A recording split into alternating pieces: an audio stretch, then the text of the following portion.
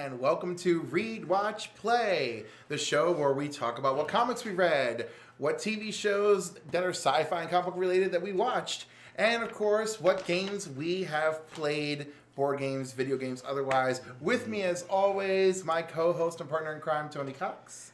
Hi, everybody. I'm going to do most of his speaking, I guess. Yes. Getting over a cold.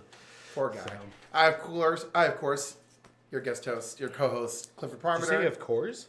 I have course.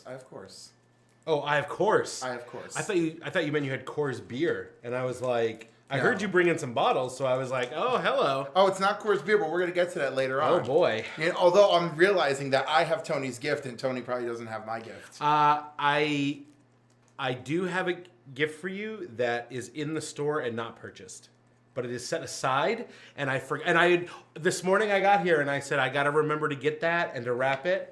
And I completely forgot. Well, you'll all see what I get for Tony. It's here. I'll run and grab it.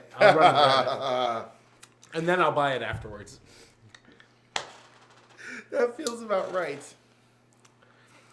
So we have a lot to cover today. I'm gonna try and make it as gentle as possible. We both read comics. I've got some comics. I even brought them with me to mention artists and writers. So a lot of Star Trek stuff. You've got a lot to cover. We're also going to do a review of The Punisher. So if you haven't seen that yet, I highly recommend you check it out if you think you'll like it. I feel like we've passed, the moratorium dates. I feel like when something's new for streaming and it comes like on Netflix because it all comes out at once, I feel like, there's like a 3-week threshold, and then after that 3 weeks, it's like, look, it's all bets are off. It has only been 3 weeks. Right. No, I feel like the threshold has ended. Oh, I guess it's been about a month. Yeah. I gotcha. Well, I think we should cover it because that's sort of what we do. I mean, it came out the night of the actual release of Justice League. It was November 15th. Yeah. Cliff is also going to talk about Dark. Yes. A Netflix series that I'm not going to spoil too much because it's not the 3-week minimum yet. So that's good. And then we're going to talk about a recent release from another recent release from the DC deck building game that we love. Yes. Because clearly we went from our love of HeroClix and then poured all that love into deck building as you've been following us for the last 20 or 30 episodes. Yeah. So let's jump right into comics this week. We're going to go DC, Marvel, and then Indie. So starting off, Cliff, you're going to tell us about Action Comics number 993. Can I just say the first thing I'm excited about is word bubbles on comics. On the covers, yeah. I guess they did 50-50 this year, and there's word bubbles on comics. I am so happy. So this is Booster Gold screaming at Superman, "You can't save Krypton." I love it. The artwork was so good. It's Dan Jurgens, classic artwork, and him on writing, and then Joe Prado's inks, which it's fire. It's fire. I love it so much. Dan Jurgens is my Superman artist. Yeah, mine too. Him and Tom Grummett. The two of them are the Superman. Yeah. Well, the one I first grew up with was John Byrne, but after Byrne, it was them. For me, it was because I'm the Death of Superman, the Reign of Superman, and that was the two of them. Yeah, and John Bogdanovan. Who did Man of Steel? Bogdanovan. Okay, because he very striking. Very hard edges and stuff. Yeah. And I remember when I was a kid reading that and looking at it, I was like, I don't like this. This is weird. It's different, And I've grown to appreciate that a lot, actually, and that each comic has its own style and its own, and that's one thing when I went to read Batman, the Batman Superman comic with Jay Lee's artwork, and I was like, this is so different, but I love it. And it brought me back to that time when I read Man of Steel back at that time, and it was so different than the other three comics. Superman I feel like the most important thing you can do when picking up an artist is that the combined abilities of your art team matches the tone of your story. Yeah. And that's really what I appreciate most. And there's a lot of things where I'm like, there's several people I've not been a fan of, where I'm a fan of their work, but I'm not a fan of them on Superman because I'm look, Superman to me is bright and wonderful, and and yes, things are terrible, but like that's why he's there. And so some people, it's like, well, everything looks terrible the way you're drawing it, and I'm like, I don't vibe with that. But anyhow, this was awesome. I think we have an interior shot of Booster. We do. From And like, now, the first now this page. picks up Superman has jumped on the treadmill, the cosmic treadmill. Yes, to go back to the death of Krypton, basically. And he's going to try to stop it? Yes. It seems. With minutes to spare, by the way. Minutes to spare? Yeah, Superman arrives minutes before the presumed destruction of Krypton. So Skeets and Booster have this figured out, and just as they're about to hop on the cosmic treadmill, or take the cosmic treadmill, right? The Flash shows up to beat up Booster Gold. And Booster's like, no. So Skeets tapped into the Justice League Watchtower system and, nailed the Flash and struck him down. And Booster's like, I didn't know you could do that, Skeets. And Skeets is like, this is superior technology for the era, but it's still old technology by my standards. Wow. And I was just like, yeah, Skeets. So they take the treadmill, they put it into a time bubble, which for me, the time bubbles are more about the Legion of Superheroes. And they take off to the past to go find Superman. And while Superman is crashing through time, which it's so weird because the cosmic treadmill, clearly it's space and time, right? Because Superman used the cosmic treadmill over Earth, and yet is flung through time across galaxies to the death of Krypton. You would think when you're time traveling, you'd be in the same location. And I'll come back to that later because you know how fickle I am about time travel. So Superman sees two versions of like Krypton as he's like crashing through time, including where he kind of sees, he actually sees himself side by side with Zod, which I guess is going to make sense. So when he arrives on Krypton, he's absolutely shocked to find that, Zod is working with his father. I don't find it that shocking because on Krypton, this is General Zod and the other guy is your head scientist. Yeah. So they're going to do whatever they can to protect Krypton. That didn't put them in conflict. The destruction of Krypton put them in conflict. But who knows what's happening in those moments. Booster shows up and it's like, you can't be here. Like, we can't stay. But it's too late. They're someone eyeballed them and cornered them, and we have our cliffhanger. So anyhow, beautiful, beautiful artwork. I highly recommend it. Huge woo for me. I'm very excited, and I love Booster Gold, and I just feel like one issue and I'm way more invested in this story. Awesome. Than I have been. Very cool. All right, so continuing with DC, let's talk about The Flash, number 36. More word bubbles. More word bubbles. A rogue is dead and one of you killed him. All right, this is like one of the saddest freaking stories. Okay, so Iron Heights is now an island prison. Okay. Right? So Flash runs there to work and then quickly finds a place to change to be Barry, but then once he's there, he has to be Barry because otherwise it'll be given away that he's not Barry. So the rogue that died is Turbine, and Turbine is a Tuskegee airman who was removed from time and trapped in the Speed Force from World War II to the present. Whoa. And Barry felt that he was never really a villain, which I agree, and he should have checked in on him, but now he's dead. Wow. So, of course, he starts questioning all the rogues. He wants to know what's going on, but it's a very tight system they have, very high end. They don't want you talking to any of the prisoners, rah, rah, rah, which really, the conversation that Barry has with his former friend is one I would never have in a prison with this much security. Right, so it's Godspeed, okay, from Rebirth, the one who got the powers and then ended up becoming like a murderous Flash. Yeah, who Barry trained, who was a detective that Barry very much liked. So they're talking through the thing. He's like, "Don't worry, I'm not telling anybody your secrets." He goes, "But none of this is right." And you know it. And he's like, "No, I should be talking to you." And they're like, "You guys shouldn't be talking." Rah rah rah. He's like, "That's right, you heard him. You shouldn't be talking to me." And he storms off. I would be terrified that this guy's in prison and knows my secret. I'm just saying. And so it's a very good issue. A lot of Barry, in the workplace, Barry actually knocks somebody out because he can't give up his identity and he can't become the Flash. And he's like, and so he punches what's his name? The trickster, the younger trickster. Oh, yeah. He knocks him out because he's acting like a buffoon, and they're like, "What are you doing, Alan?" He's like, "Oh, my fist," and I'm just like, "Oh my god, this is so funny."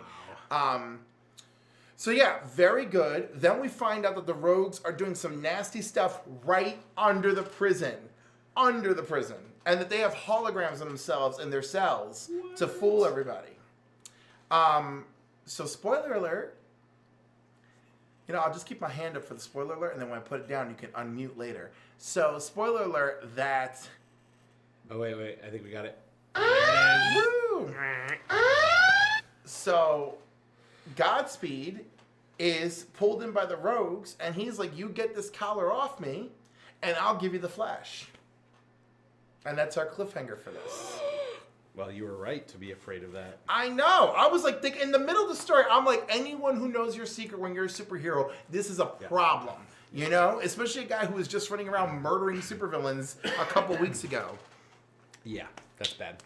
Anyhow, huge woo. I'm fully invested. I want more Rogue stories. I'm very excited. Very cool. All right, next up is Hal Jordan and the Green Lantern Corps.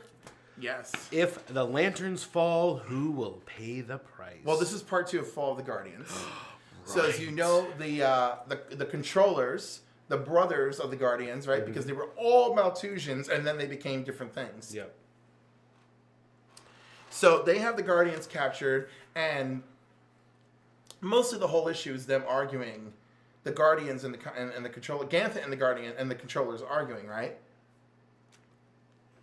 About what was life before when they lived on Maltus and all this other stuff. In the meantime, the Corps is trying to find them, and they have this really weird bar scene, and it zooms in on this one dude who I think might be related to General Zod in some way, because he doesn't say a word, but there's 2 big panels that focus on his face. Really? Yes. So, and the next storyline is the Corps versus Zod, which I'm just like so excited by that. Because the last time we saw them, it was in Action Comics, and it was Zod, the Eradicator, Feora, and their son. So I'm psyched. So this was a great issue. Again, the spoiler here. Oh, do we have it? Gonna have that on the trigger. I have it on the trigger. The spoiler here. The remaining Guardians, their life force is being drained, because they're also from Maltus, to make new controllers. Ooh. Because both of their species can no longer breed since, you know, they left their homeworld. They sucked their homeworld dry, basically. Wow. So, again, woo, I'm in. I love it. Very cool. All right, next up, Justice League of America. Any last words, Lobo? Frag me. Frag me. By the way, it's really funny. Lobo does not get decapitated, but while he's regenerating, he did lose all of his hair in the explosion that went off. But it was funny because, you know, they were the League, other than Vixen. Vixen's trapped with Prometheus, but the League is trapped with a bomb, right? So how are they gonna survive it? And basically, the Atom just shrunk all of them. You know, and then like Lobo took the brunt of it, and then like bashed through the floor so they could get to the room Prometheus is in. Wow. Now, while we're waiting for that to happen, Prometheus is still arguing with Vixen, right? And Vixen, in her heart, knows that whatever that explosion sound she heard was, you know, the League has got it. The League is coming. They're a team. Even if they're fractured, they're a team. And she's like, you know, the League isn't just any one of us. And while she's arguing with Prometheus, and he's like, I'll murder you. Doesn't care. I don't care how long it takes. One of the guests is holding a taser. You know, one of the actual like civilians is holding a taser, and tasers the side of Prometheus's helmet, and you know, blast off part of his helmet and burns his ear. Wow. And then the rest of the League bashes into the room to the rescue. That's very cool. So it needs to say they defeat Prometheus. You know, he's like, you think you've defeated me? I'll escape. I'll come back. I'll have an army. And they're like, yeah, we'll be ready. But they actually capture Prometheus and, oh my God, who's the other guy who just kept popping in all the time, who he teamed up with?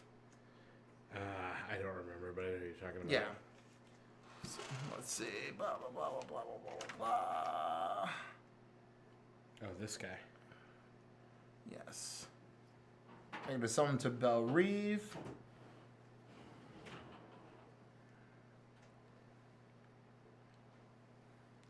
I can't believe this. The whole page didn't even freaking mention him. But anyhow, so then the rest of the book is them arguing because Lobo starts pointing out how screwed up everything is. And how Killer Frost killed a bunch of people in the microverse when she used her power and fed off of their heat. So, I guess that all qualifies for spoiler. But the big ending that we walk into is the Ray is back home in Vanity City with Xeno. Xeno's found him, and they're living together now. And he's like, I'm not going to go back to the League. Like, whatever, they don't need me. But his little alerts from the League keeps going off. He's like they don't care about what I have to say. Yeah. And then, but Vanity City seems to be happy to have the Ray back. And in the shadows is someone with a familiar-looking helmet, but looks female. So it looks like the Aztec armor, which was Aztec is a hero that Grant Morrison created, who believed that he had inherited his powers because of an old Aztec god, and that he's supposed to protect his city. Then, in Grant Morrison's and Mark Millar's Justice League run, it's Luthor tells him all of that is made up. I planned all of it, and my company made the armor that you're using and giving you powers. So what's it gonna be? Do you believe me, or do you want to follow this fake mythology I created for you that might be real, and because you think I'm lying? Wow. So yeah, I don't know who this Aztec is. They're not happy to see the Ray in Vanity City. Interesting. I'm very much looking forward to more of that. So, Woo Boo. It's a woo. So my personal favorite book of the year for me would be Justice League of America. Justice League of America. This is the one that every single month I look forward to. I'm happy with. I'm excited about it. So it's my personal favorite for me. It seems like a fun book, and I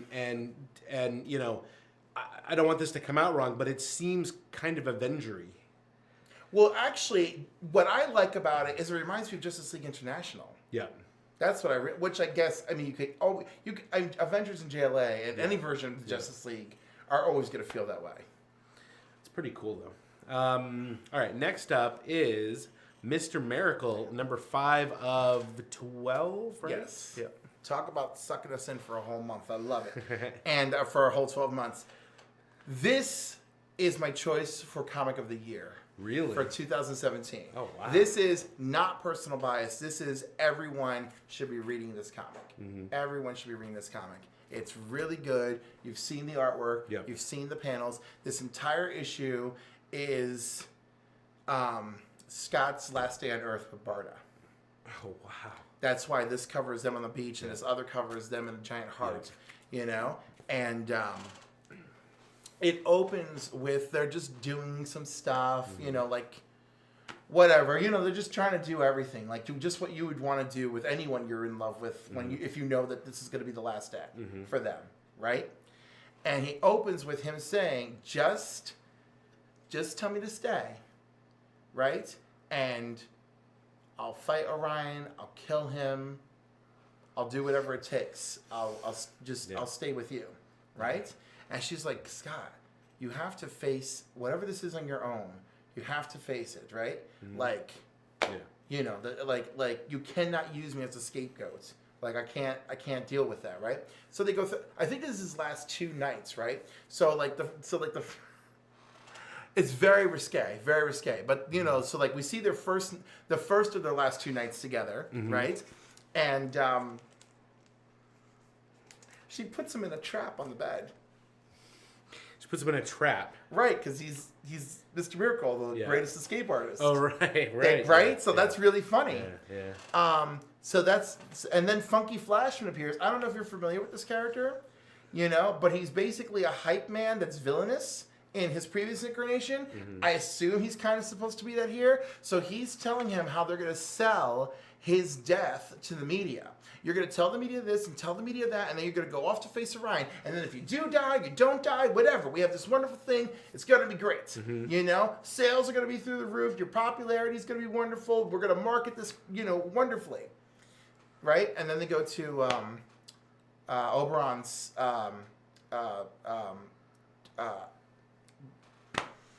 grave to say goodbye or whatever. They try to eat. Barda wants to boom tube everywhere on Earth, like because she just doesn't want to deal with traffic, and they are constantly dealing with traffic. He wins a prize for her at the fair. It's a giant stuffed Wonder Woman. It's cute. There's a guy who keeps trying to take their picture at the fair, but it keeps not working because it keeps focusing on the giant Wonder Woman head. It's an amazing book. It's really good. So, spoiler time. Hit it, Adam.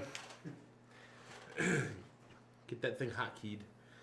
So he waxes philosophical on the nature of God, right, and starts talking about the many philosophers' rendition of it. Now, I'm more okay with him talking about God in this sense because he has lived on Earth for an extended period of time with his wife. Yeah. Unlike Orion, who's been like hit and miss with his time on Earth and New Genesis, why would he say Jesus when he got punched in the face? That was weird for me. So anyhow, they go home, they have their one more intimate night together, and the next day, Funky Flashman shows up, whatever, and Barda kills the two guards in New Genesis, bashes Funky in the head with her Beta Club, and turns to Scott and says, "Stay." Wow. Closing on the opening of the book, because now that she's had all this emotion, realizing I'm gonna lose the love of my life because of this BS that doesn't mean anything to me, and also why would she even care? Why would she even care about Orion and his title as High Father when she didn't care about who Darkseid was? So I think this is great motivation from her, because as far as I'm concerned, Bard is thinking, I didn't give a damn about Darkseid and I escaped him, and I don't give a damn about this, and we'll escape this too. Yep. Wow. That's the way I feel anyway. But it's written beautifully.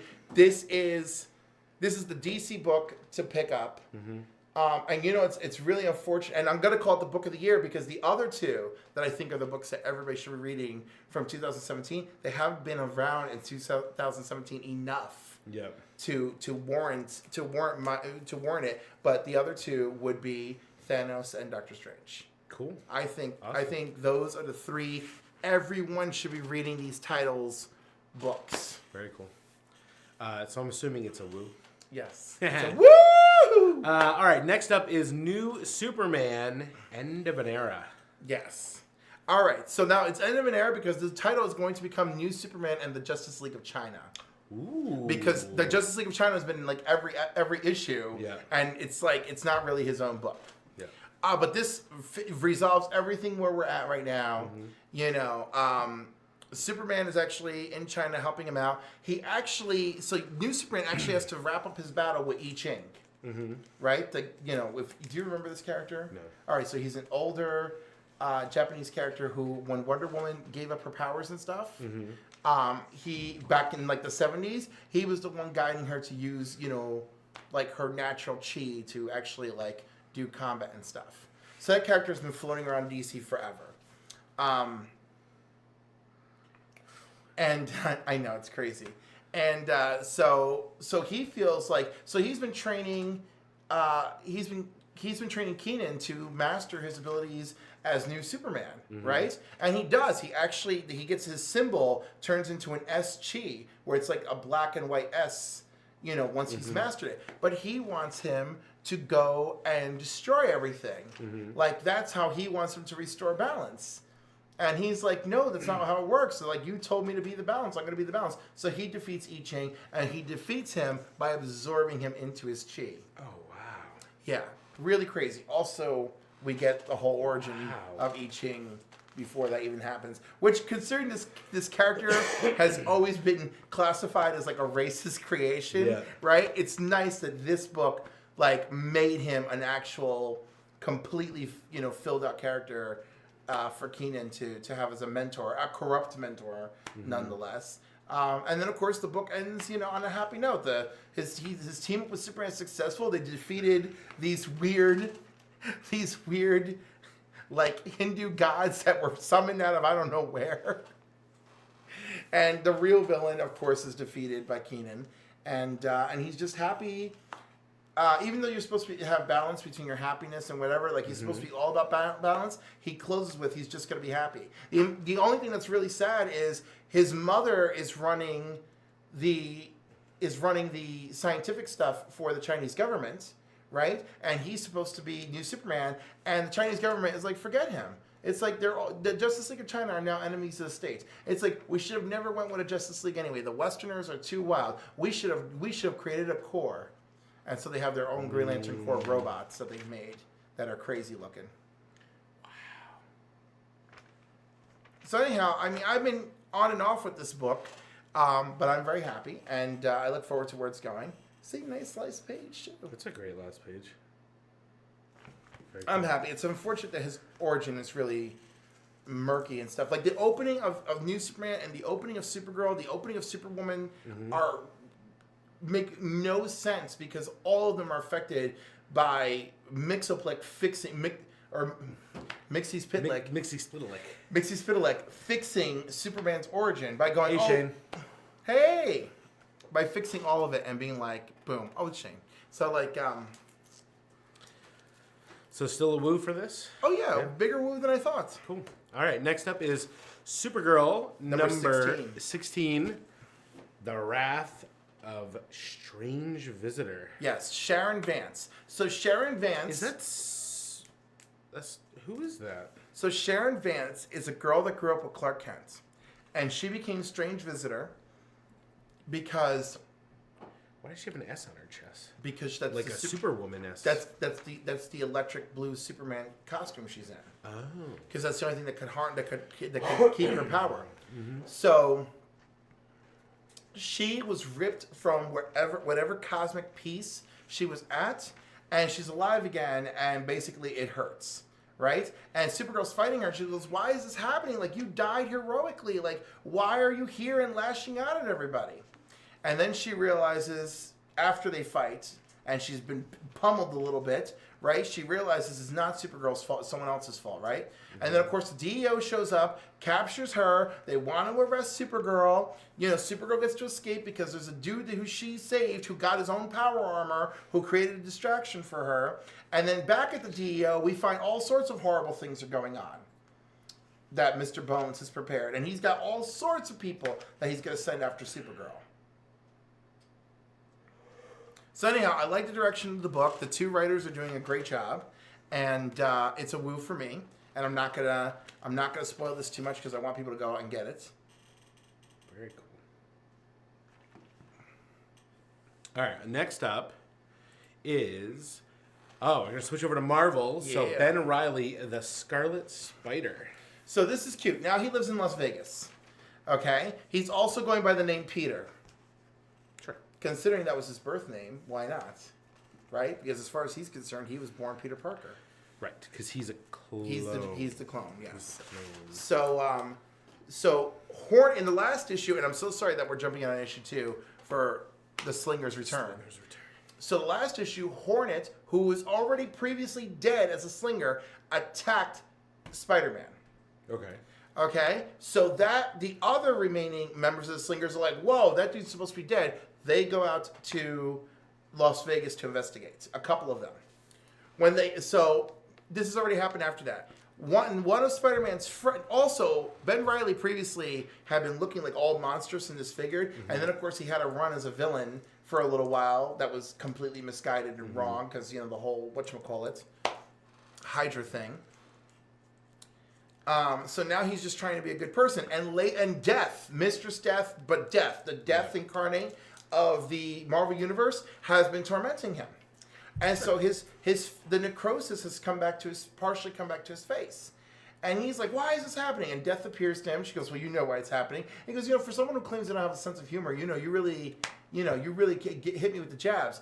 And she's like, why do you think? And she keeps torturing, why do you think? He's like, well, I beat the hell out of what's his name. She goes, yep. And he's like, yeah, but he was bad. He was evil. And she's like, and so are you. And he's like, what? And he's like, so I've got to be good and kind and courageous and thoughtful and caring and all these things, and that will end in necrosis. I got to just prove I'm a good guy. She goes, yep, that's it. Like, you called it. So anyhow, that's pretty much it. Now the Slingers are getting together, and it turns out almost everybody knows the new Black Marvel, and that's who's being united in the Slingers. And in the meantime, I think it's Ricochet is the one who's like, why do all of you know this and I don't? Why am I the one who doesn't know? Mm-hmm. You know, all of you seem to know what's going on. You've all met Black Marvel, and I'm just supposed to go along with this. And they want him to be the leader, even though Black Marvel has not reached out to him. It's really, the new Black Marvel hasn't reached out to him. It's very funny. But Prodigy is there. If you remember Prodigy from Civil War, and you make that face like, I think I barely remember. Well, they made the little hero clip of him. He's like, you know. Yeah, I think I remember the hero clip, but I don't remember. Right. So he's a member of Slingers. He also was part of the Avengers Initiative. So yes, he's there, and it's like, what are you doing here? And it's like, Black Marvel told me to be here, and even I'm feeling for Ricochet reading this, be like, well, Black Marvel's just talking to everybody, and I'm like, when are we gonna meet Black Marvel? Which we don't in this issue, right?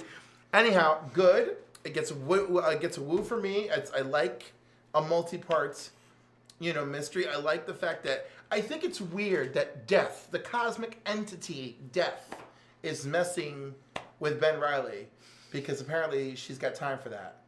Maybe because Thanos is so busy trying to win her heart again. Yeah. She's just like, well, you know what? I need someone to toy with because Thanos is just too much. Yep. But I enjoyed it. Very good. Very cool. So next up is She-Hulk, number 160. Part 2 of Jennifer Walters Must Die. So, as you remember, last issue, she met the young woman, very impressionable, who's working with the leader because she is a huge fan of the Hulk. And, of course, by the Hulk, she means She-Hulk, right? And she's been watching She-Hulk for years. And, and She-Hulk has been unbalanced since Bruce Banner was murdered, right? Her inner Hulk is all, like, weirded out and stuff. So it's revealed that when she went into She-Hulk mode in a panic last, when she was handling this court case, it's because this girl stabbed her with a pen full of adrenaline. And, just to bring out the rage. And then, of course, now she has her in the lab. She takes all of her blood, and she's talking to Jennifer, and Jennifer is lying there as Jennifer, not as She-Hulk. And they're having this conversation, and she's like, well, you don't understand, Jennifer. I've been following the Hulk forever. She's amazing. She's powerful. And she goes, but you, sure, I guess you're a decent lawyer, but the world is full of lawyers. She's like, you're holding her back. You're the one that has to die. Right? So screwed up. Then she goes and infuses herself with a chemical concoction of Jennifer's blood that the leader gave her, and bam, becomes this new monstrous She-Hulk thing.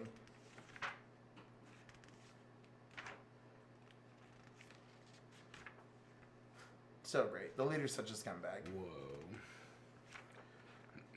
Look at that. Whoa. Snarling and growling. While Jennifer can't. Jennifer is too weak to change to She-Hulk. Wow. It's like the female abomination. Yeah, kind of. But sure, why not? She-Hulk needs new enemies. But I do like that the leader is there, and he's like,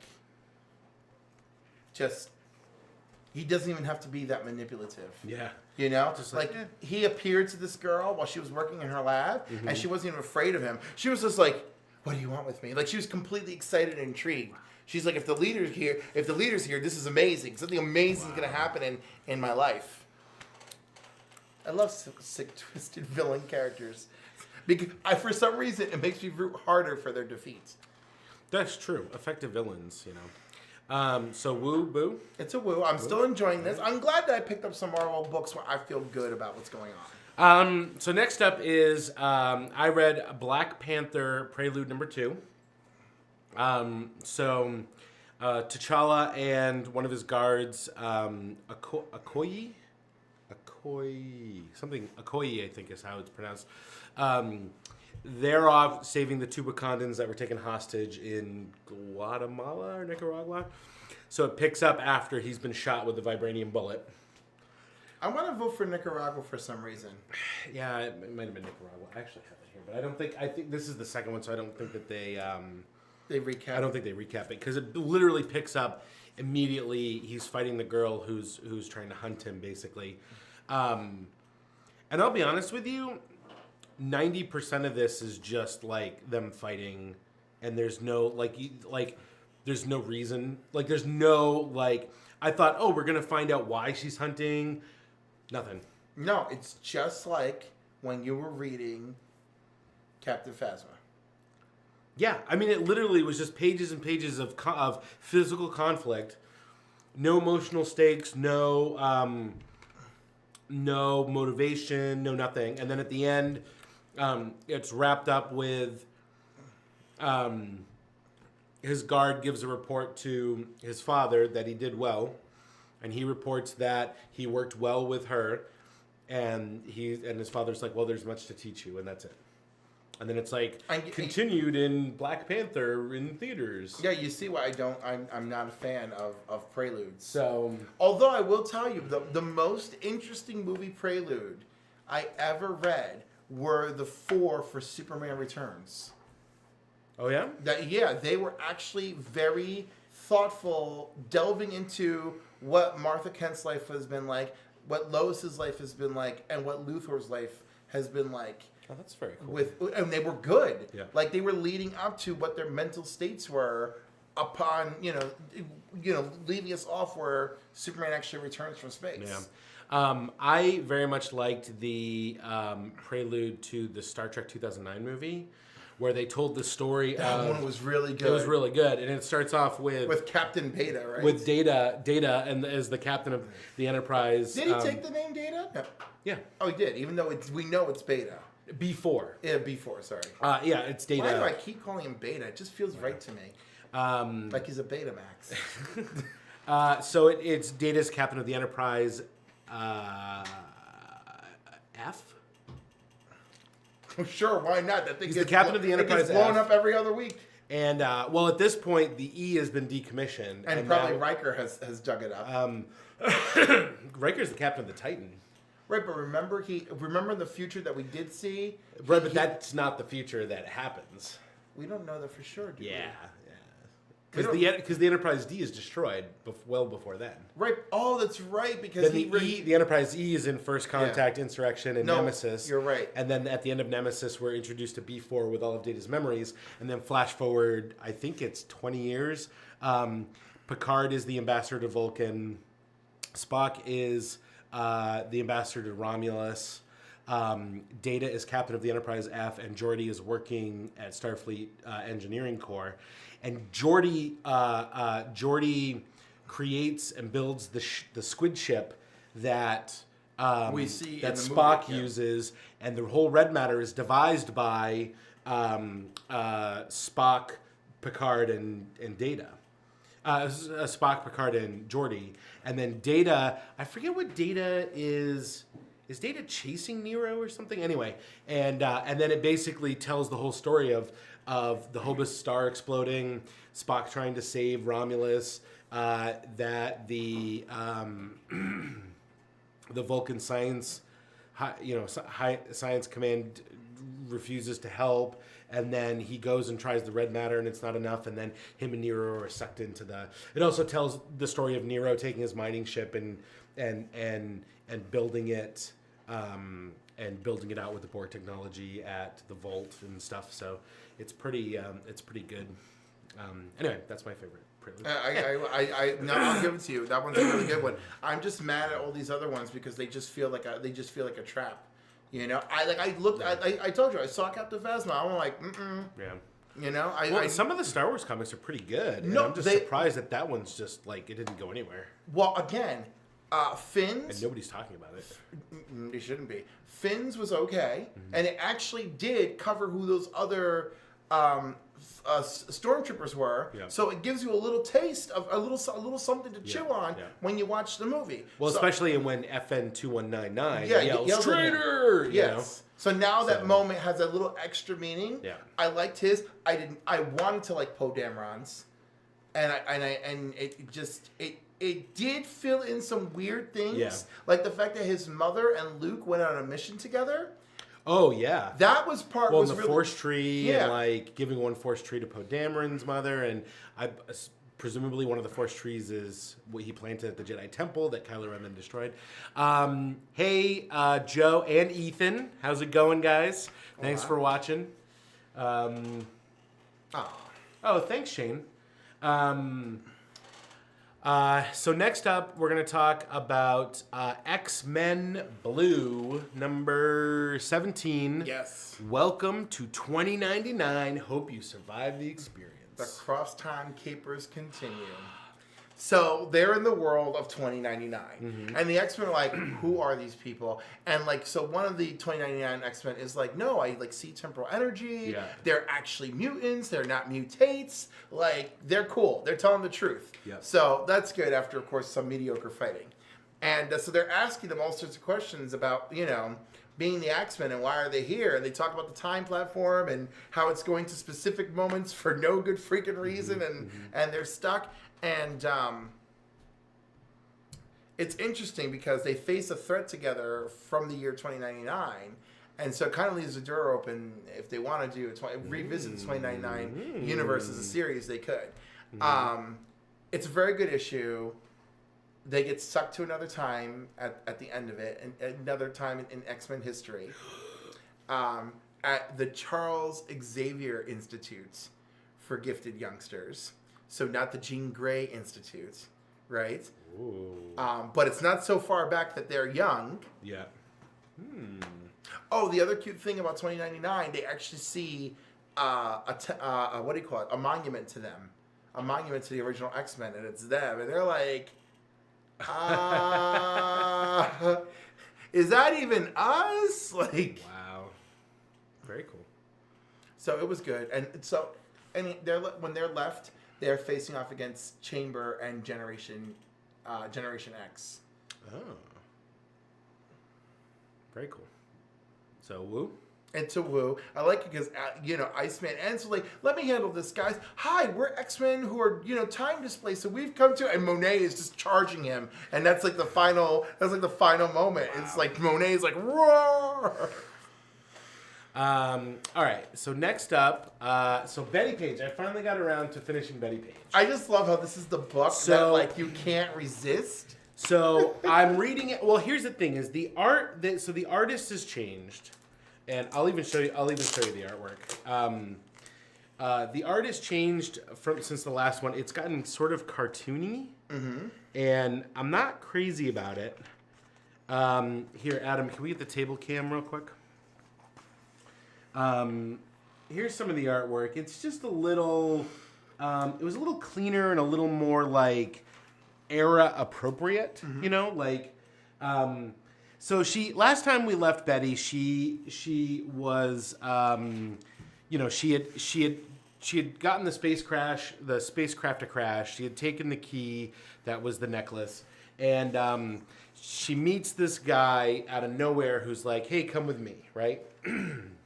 So he takes her to get some coffee and pie, and then they go to this secret, government facility, and he's like, I just need to run some tests, make sure you're okay. So we run some tests, and the base that they're at is near a nuclear testing site.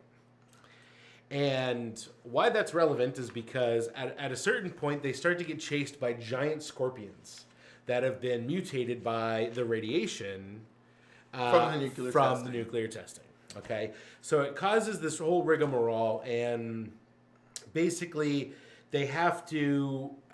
It's either they come up with a plan to capture them all in a airplane hangar, or they're just trying to escape or something. But she ends up like jumping in a Jeep and going full on because she's not scared of anything. She's like, I mean, it's not that she's not scared of anything, but she does what she feels is the right thing at that moment, and she blasts through and does it. And so all this stuff happens, and it's literally just a bunch of nonsense. It's similar to the Black Panther one, where it's just pages and pages of, oh, let's go over here and do this, and then let's go over here and do that, and then I'm gonna drive in a Jeep and go here, and I hope this works, and blah blah blah blah blah. So you seem to be having a good time with her. You're having a good time with the character, but not a good time with the story. I want more from the character, and I want she does these little diary entries, and she does these little funny things, and she's like, she's like, my whole life I've been chased, monsters have chased after me. I figured these would do the same, because she's trying to get the attention of the giant scorpions. Right, she's like, I was wrong. She's like, I wasn't wrong. So they do chase her. So But you know, the artwork in this, I'm not crazy about at all. And I apologize to Bane Wade, but I do prefer the previous artist.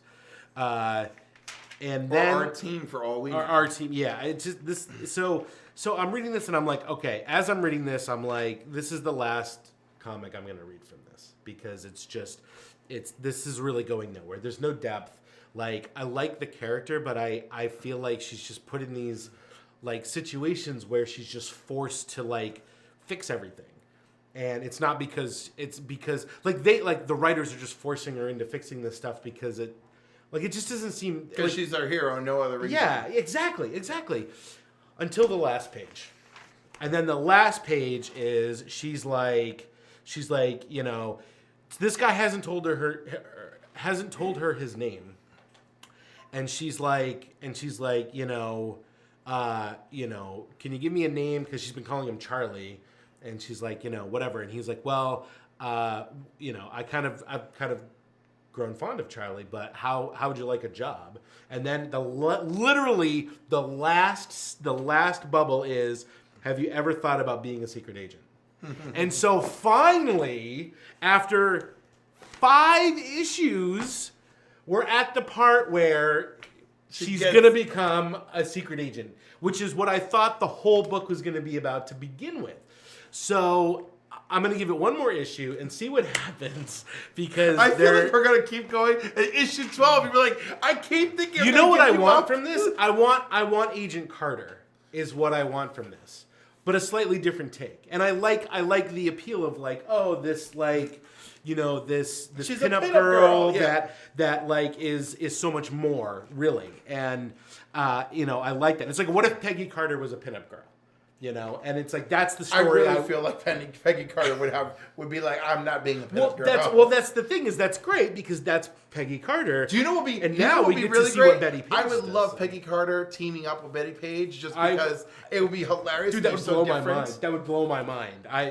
That's the best thing they could do because they could literally write a character like Peggy Carter and put them together. I think would be phenomenal. Like maybe that's who trains her or something. Right, you know? and she'd be like, she's like, I don't understand you. I don't understand you, Betty. She's like, I don't understand you either. You're a prude. Yeah, like it would be just so great. I would love that sort of dynamic because we get such great buddy cop type movies like that with dudes. Like let's do it with women. You know they did. Unfortunately, it was awful.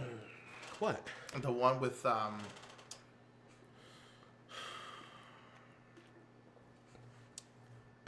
Reese Witherspoon. Oh. And I love her too. Sofia Vergara. Yeah. Yeah. They tried. It was bad. Yeah. All right.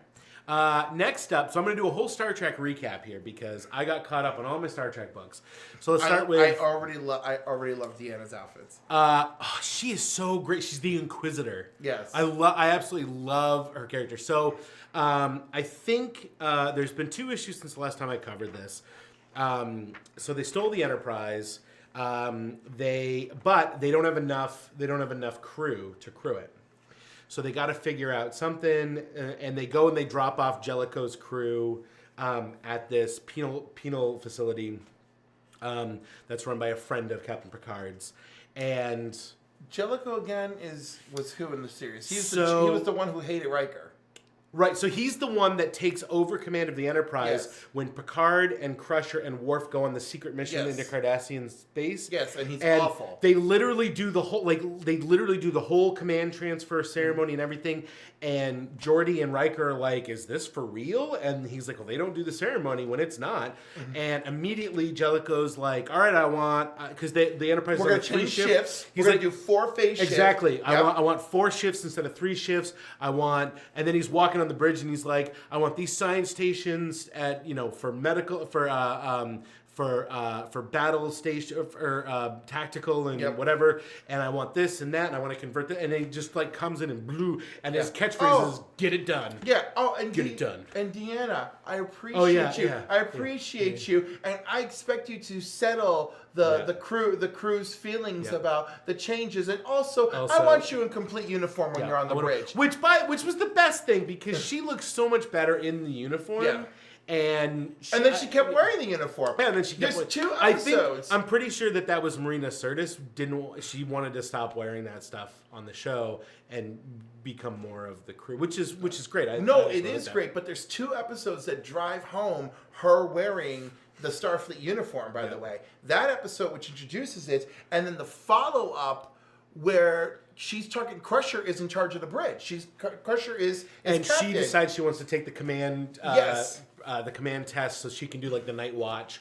Because like Crusher does it like once a month or something. And the trick to passing the final exam is knowing you have to give an order that sends someone to die. Somebody, You know, which is it's one of my. I want you. Look, I got chills right now. It is one of my favorite freaking episodes. We should do a top 10 favorite Star Trek episodes. Especially now I've been rewatching the Next Generation, but I love that one, and you know what? I'm going to leave it at that. I don't want to go on, but you know what I'm talking about. Oh yeah. So again, this is written by David Tipton and Scott Tipton.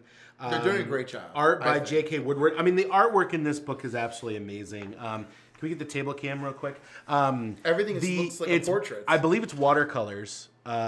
It's layered watercolors. I think he does. I believe it's done digitally, but they just capture the expressions and. Is that Riker? It is Riker. No, who's this guy? This is Riker. That's Wesley. They cleaned him Wesley. up? So because he looked like a maniac. So he was last time we saw him. but I told you that was all an act, right? Okay. So it was an act, and then what happens is that Picard, he has her. There's a great shot of the Enterprise de-separating into 3 pieces. So it's the saucer section, the drive section, and then the captain's yacht. And I'll explain that in a minute. But they're basically in a fight with the. But the artwork is just. I just love this style. It's so good. And he captures the expressions from the actors so well. Just absolutely incredible. And like Picard screaming, just so good. It's absolutely amazing. There's Picard screaming into the view screen, but so they don't have enough crew, so they offload Jellicoe's crew. Well, it's funny because he does. So what ended up happening was so the Wesley thing is that Picard goes to they're short on crew, and they literally only have one navigational officer that they can trust and that can do the ship. And so Picard basically says, I want the best person. Hey Lindsay. Sorry, spoiler alert. You haven't read this one yet, have you? You got to pick this up. I think it's in your box. Lindsay's also recommending this comic because I know she's reading it as well. Yeah. She's a big TNG fan. So he goes to Wesley and he goes, you know all of the systems on this ship. So I want you to drop the act. I want you to be an acting ensign, and I want you to sit on the bridge. And Crusher's like, no, absolutely not. Like Beverly Crusher's like, absolutely not. Da da da. I'm still trying to wrap my head around Lindsay enjoying TNG. Like when she watches, is she rooting for the villains? Well, in this book, the good guys are the villains. That's why she likes this. But. So Wesley gets on the bridge, and they drop the crew off. So then the Stargazer, which is his former ship, and the USS Arnold, or the ISS Arnold, sorry, because we're in the Mirror Universe, come to take him back. They're like, you've stolen, Imperial property. You got to come back. And I think there's actually another ship. Maybe there's another ship with them. Oh, there's another ship with them. There's 3 ships that come after him, and then always Team Picard, even when he's evil, right, Lindsay? They're in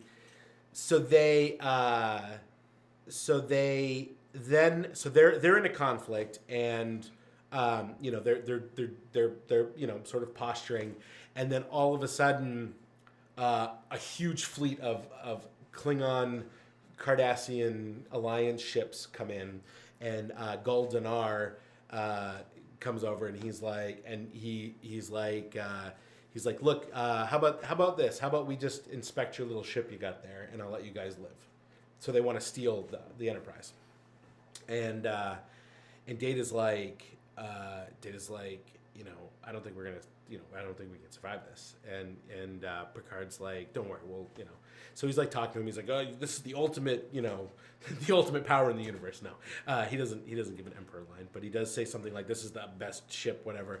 And it's made to go up against you guys. And he turns off the screen, and then Picard's like, all right, what are we gonna do?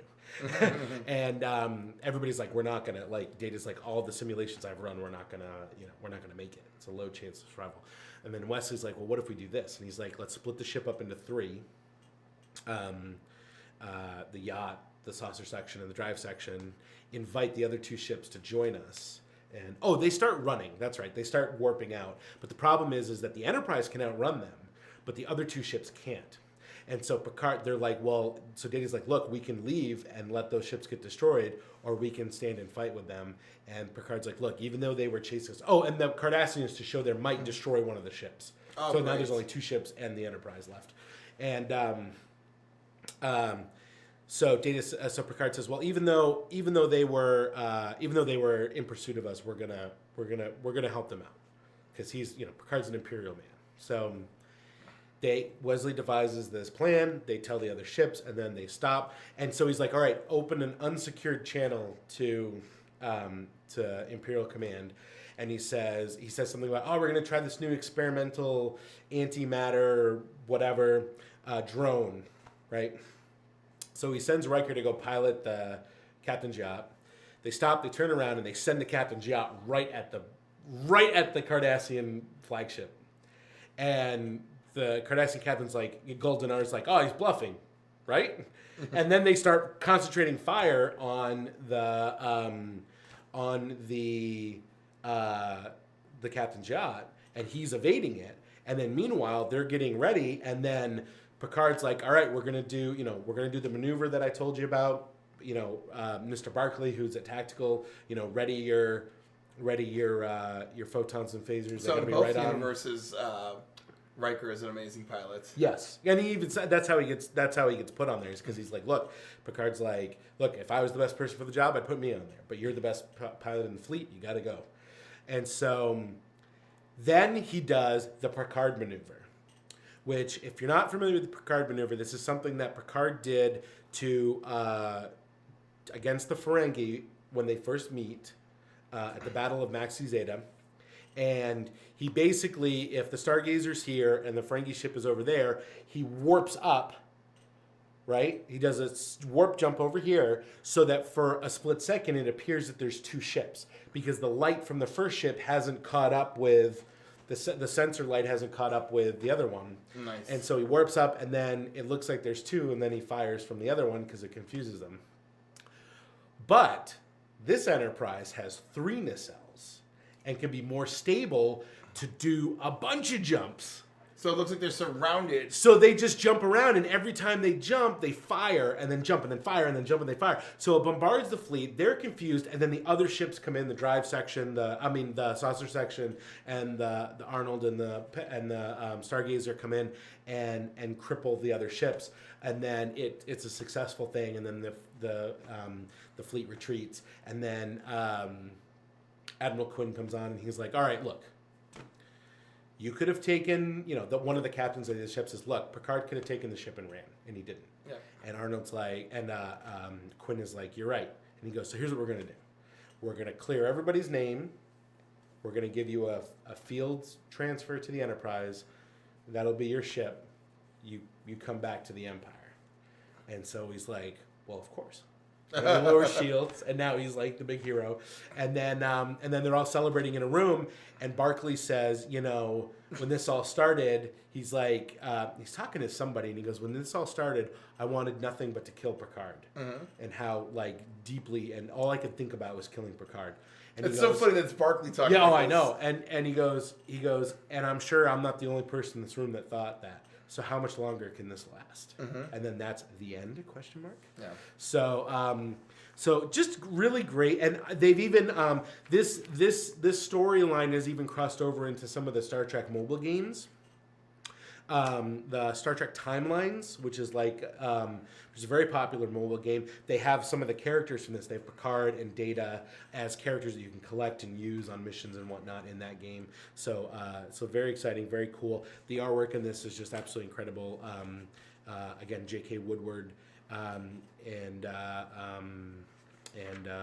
letters by Arnold and world design. Colors by Charlie Kirkhoff. So just a really great book. I hope they continue this. I think there's one more issue in the series. I think it's a 6-issue series. Actually, that's kind of interesting because it does say the end ? But I thought it was a 6-issue series, and this is issue 5. So we'll have to see. We'll have to see how that goes. I'm sure if it's popular enough, we'll get a sequel. Yeah. So next up is Star Trek Boldly Go. This is written by what's his name? His last name's Johnson. It's Mike Johnson. Art by Megan Levins. And is that who I think it is on the cover? Who? The cover, man. The cover? Yeah. Is that what's her name? Is that Kirk's almost baby mama? No, that's Jane Kirk from an alternate timeline. Oh, it's a female timeline. So this is IDIC Part 2, and this is so the previous story was, I think I told, did I talk about Garth of Izar? Anyway, there was the storyline about like the Romulan ambassador getting killed or whatever. Yes, you told me that. Okay. That one we covered. Yeah. That one was okay, and then there was another short story series arc about Garth of Izar, which is a character from the original series, and he was in prison. And then this is a story of his Kelvin universe character. He could shape change or something. I forget. It was okay. It was basically about him coming back and pretending to be Kirk and coming back to the Endeavor. Because again, this takes place at the end of Star Trek Beyond, in between when they get back to Yorktown Station and they're building a new Enterprise. Before the new Enterprise is complete. So this is all the adventures they have in between that. So Kirk is the captain of the Endeavor. Sulu is his first officer. Bones is basically just a doctor. He's not the chief medical officer. There's a female Tellarite who's the chief medical officer. Some of the Enterprise crew's on there, like Darwin, who is the African-American woman with the bald head from the movies, is there on the ship.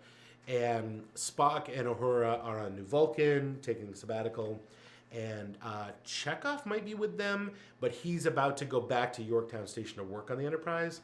And Scotty is at Starfleet Academy, and because he was with the cadets when that whole Romulan ambassador storyline was going on. So, so the first part of this, they go to the Kelvin universe crew goes to investigate an anomaly. And then cut to an alternate universe where Kirk is the orphan. He's just called the orphan. So I'll set the scene. There's Klingons, and they're like, the orphan is going to come and punish us, blah, blah, blah. So Kirk shows up with an eye patch, speaking Klingon, and just like slaughters these guys because they let somebody escape from Rura Penthe, and the Klingon prison planet. And he takes over. He goes back to his ship, and he's like, I gotta find the guy. And meanwhile, Spock as a child was shunned from Vulcan because he was half human, abandoned by his father, and had to go back to Earth, and was raised by his mother on Earth, Amanda Grayson, and his name is Spock Grayson. So he's Commander Grayson. Had his ears surgically altered to be human, and fully embraces emotion as a human.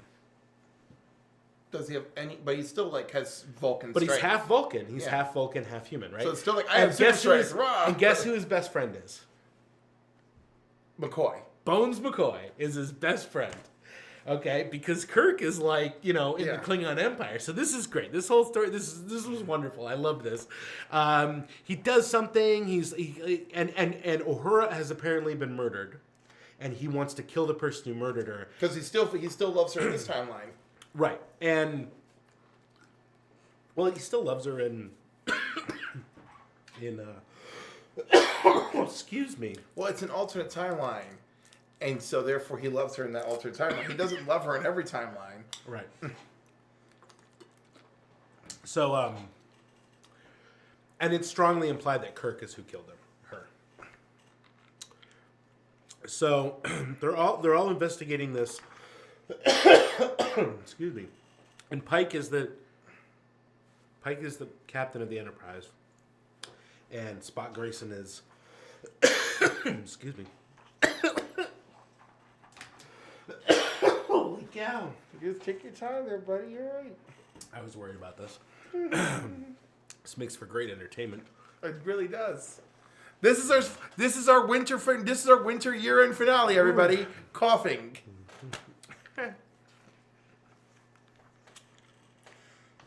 Holy cow. So they investigate. Oh my god. You were doing so well. Yeah. So there's a multiverse of Enterprise-like ships, and one of them is all female, from what I could tell, with female Kirk, and she communicates with our Kirk, apparently. Okay, so that's good. And there's Klingon pirate evil Kirk. Yeah, where he's like, "Give me the Vulcan now." There's Uhura. Yeah. Uhura. So this stuff is all this stuff was great. The writing is fantastic.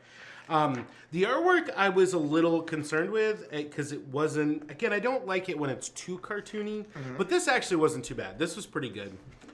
This is Megan Levin's, and this is part 2, and I think she's done the whole arc. So.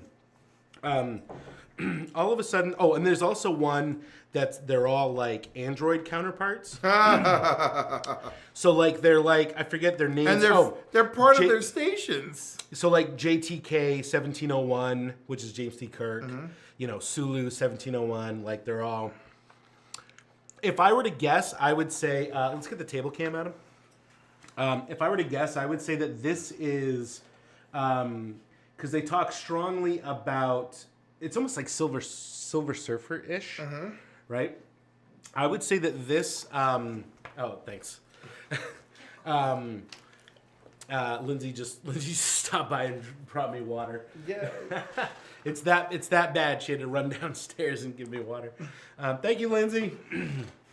I would guess that this maybe has something to do with V'ger. From the original motion picture. That's exactly what I wanted to say. Exactly what I wanted because to say. The way they act, it's almost implied as though V'ger maybe came back early. And, I mean, this is all me just making up fan fiction here. But I know. But listen, I am a huge fan of V'ger is responsible for the Borg. And that's why there's always a Borg queen. I love that concept. I love that as well. And the video game... Star Trek Online, the MMO, actually takes it a step further, and they have these Borg encounters where these V'ger-like ships will show up that are Borg ships. And there's... you don't understand how upsetting it is to me that the show Star Trek Voyager, that encountered the Borg repeatedly... Never took it, never. That was the biggest letdown for me. It's because Rick Berman, who was the executive producer, it's not that he didn't have any vision. It's that he never wanted to connect back to anything. But it did in so many other ways. That's what ticks me off. There's 100 other things that connect back to other Star Trek in that series. Only when it was the 30th anniversary. You know what? This is why I get mad at creators, because it's just take the powerful risk, because it's good sometimes. And the thing is that it doesn't always pay off. Star Trek Into Darkness is a perfect example of that. Yeah. They try to tie it too closely to The Wrath of Khan, and it didn't work in my opinion. And yet some people loved it. That's true. It was not a complete failure. There's great moments in that movie. Yeah. So I would surmise that this has something to do with V'ger's involvement. And this is just me making stuff up, but I love it. So there's this noise, and then all the crews get separated, except they end up together with different versions of the other people. So on this one, there's McCoy from the Kelvin universe, Jane Kirk, and this is Cybernetic Uhura? Yes, that's who it is. It must be. Yeah, it must be. And then in another one, and it turns out that they think they're on New Vulcan because Spock shows up. And then he's like, what do you mean, New Vulcan? This is Vulcan. And he's like, what do you mean? And he's like, he's like, did you come here from New Earth? And he's like, what's New Earth? And he's like, oh, the terrorist known as Nero destroyed Earth, and now there's a new Earth. And it's like, what? So that's really cool. Our Captain Kirk, Kelvin Universe Captain Kirk, and Mechanical Sulu and Spock Grayson, they end up together. And of course, to Spock Grayson, Kirk is who killed Uhura. Yeah. So he's like, just this, and then Pavala. So basically, Chekhov's female Chekhov shows up, and then somebody is watching them from this thing, and it's Khan, the House of Khan. Very interesting version of Khan too. So yeah, and that happens to be female. So now I don't know if that's Khan. It just says the House of Khan. So she could be. She's got 2 pet tigers. If she ain't female Khan, I don't know what is. She's rocking pet tigers like it's all good. Yeah. So it's pretty cool. They also have announced she's got a better outfit than Khan ever had. Yeah. I don't know. He had this red spacesuit. I know, but this is hot. That one was okay. Yeah. They also announced that the end of the Idic series, the end of this Idic storyline, will actually be their final Kelvinverse comic books at IDW, I believe. The rights go to somebody else, don't they? I don't think the rights go to somebody else. I think they're just done. They've just decided to stop telling Kelvin timeline stories. That's possibly because. And maybe we'll talk about this later, but because there's been little to no movement on a new Star Trek movie until last week. So, but this has been the previous story arcs were sort of medium woos for me. This has been a big woo for me. I love this whole multiverse, the multiverse of a pocket universe of a pocket universe of an alternate timeline. Exactly. It's been fantastic. So, excuse me. I've really been enjoying that. So lastly is Star Trek Discovery comic. Again, and this is a Klingon-focused comic. Not only is it a Klingon-focused comic, so this is T'Kuvma from the pilot episode of Star Trek Discovery. And this basically starts off with Vok and L'Rell right after the Battle of the Binary Stars, which is the end of the second episode. And the sarcophagus ship, T'Kuvma's ship. So T'Kuvma's dead. Captain Georgiou has been left for dead on the sarcophagus ship. And the sarcophagus ship is in space, afloat, and there's nobody coming to help them. So Vok and L'Rell, Vok being the torchbearer, L'Rell being T'Kuvma's previous council, they are leading T'Kuvma's people on the repairs and stuff. And so they're having a conversation, and Vok is sort of like, well, they'd listen to T'Kuvma more, if he were here. And L'Rell says, let me tell you a story about T'Kuvma. So this comic is L'Rell telling Vok about T'Kuvma's upbringing, and how when he was a child, his father died, left his house in ruins.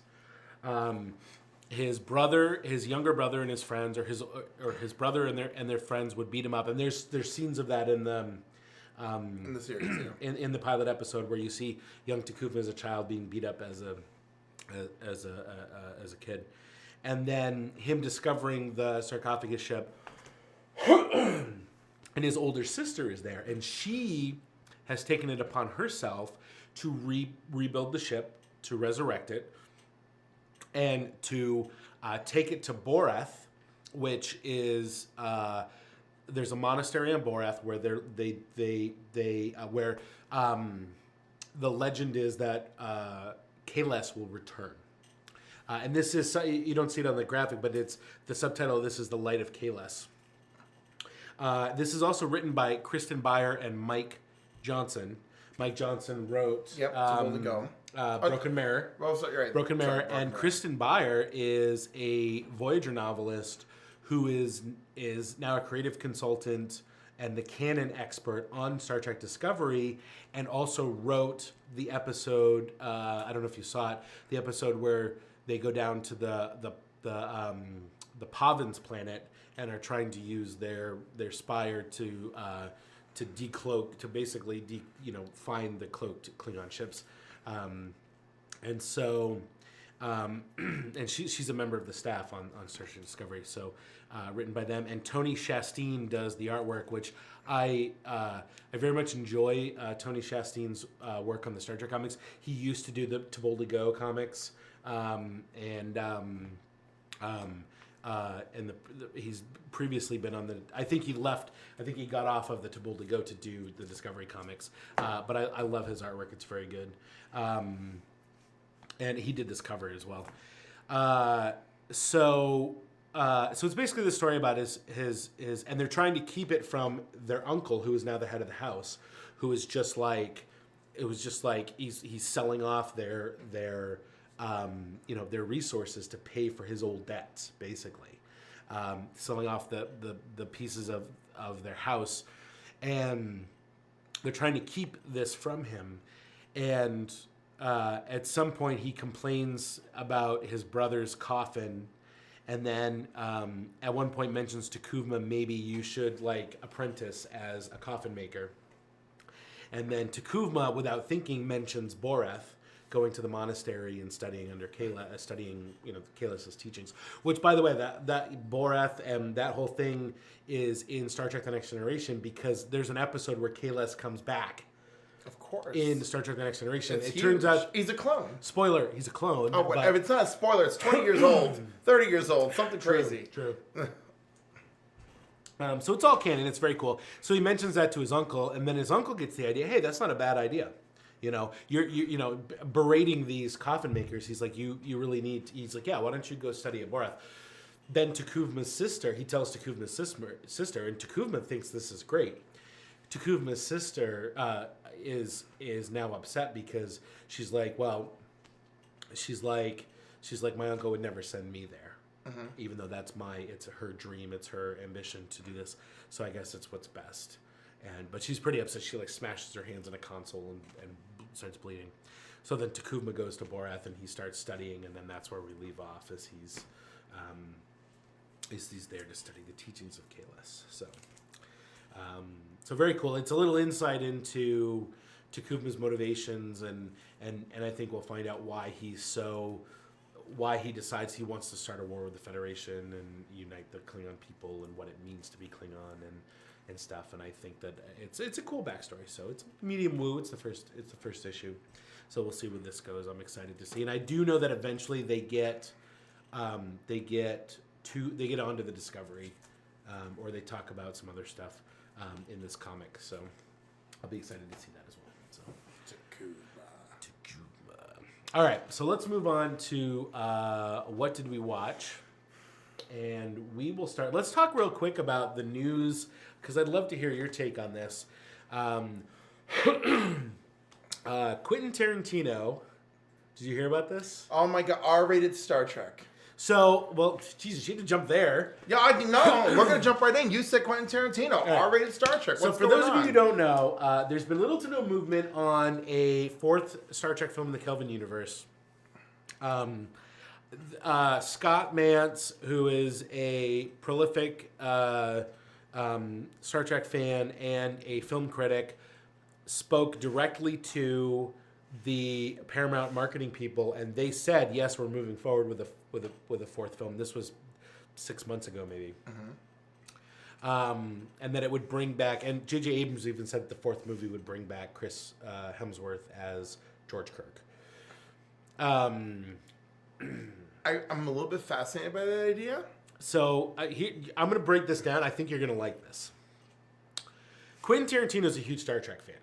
Okay, he rates Wrath of Khan as one of his top 10 films of all time. Shows a lot of inspiration. The beginning of Kill Bill Volume 1, the very first thing you see is death is a dish best served cold, old Klingon proverb. From the beginning of Star Trek II, The Wrath of Khan. Listen, I want you to know that I enjoy some of his body of work, but I want you to know that you sound like me when I was like, Zack Snyder's going to be great for Superman. Hang on. I think we can all agree Quentin Tarantino is a way better director than Zack Snyder. That might be true, but vision is vision.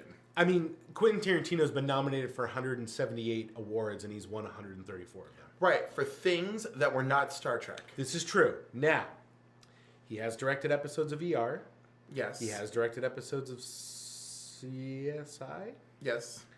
So he can work within a world already established. The other thing is he's a staunch fan of the original series and has mentioned several episodes of things that he would want to expand upon in a Star Trek movie. Like if he were to do a Star Trek movie, he's already said this was a year ago. He had this interview and he said, "Oh yeah," he's like, and he specifically mentioned City on the Edge of Forever, which if you don't know is an episode where Kirk and Spock and Bones go back in time to the 40s. There's an incident that happens where this woman Edith Keeler, played by Joan Collins, big deal at the time, 1966, 1967 maybe. She's an amazing woman and is helping all of these homeless people, and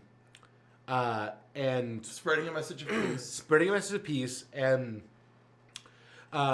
And they've discovered that. But so McCoy basically is like he's having a bad reaction to something, so he's gone crazy. He goes back in time, and Kirk and Spock follow him, and they're trying to find him. And they're in New York City, I believe, in 1943, maybe. You know what I never understood about that episode? Yeah. Never? How was he going back in time? Like, it's the Guardian. Oh, okay. They were on the planet. They were on the Guardian of Forever planet, and he just jumped through the time portal. Well, something happened where he accidentally stuck himself with medication, and he goes crazy. I think somebody gets hurt. He's got the medication. Something happens. He accidentally gets stabbed, and then he goes through the portal. So then Kirk and Spock have to go after him.